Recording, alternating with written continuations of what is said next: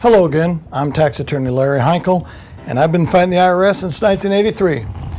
What I'd like to do today is tell you a little bit about innocent spouse relief, what it is and what it isn't.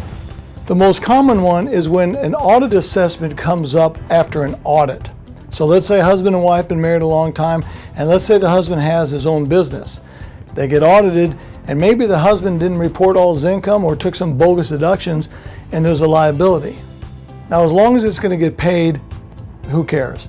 But the more typical situation is they end up getting divorced at some point, and now the IRS is looking to the wife for payment because they're jointly liable on that tax debt.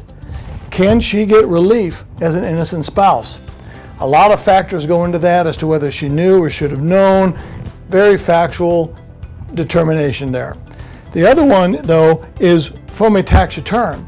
So if a husband and wife file a joint tax return and it shows $10,000 owed and it doesn't get paid, in other words, it doesn't come from an audit assessment, it came from the return when it was filed, that's much, much harder to get relief from. That's called equitable relief, not technically innocent spouse. The third one I want you to know about is injured spouse. An injured spouse is a different situation where, let's say the husband and wife file a joint return and they're getting a refund, but the government kept the refund and applied it to the husband's tax debt that she's not on the hook for. And maybe some of that refund was attributable to her withholding.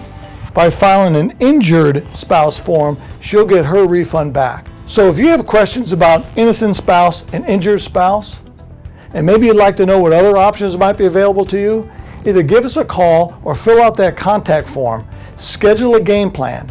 We'll discuss these and all your options in a detailed game plan meeting. You'll be glad you did.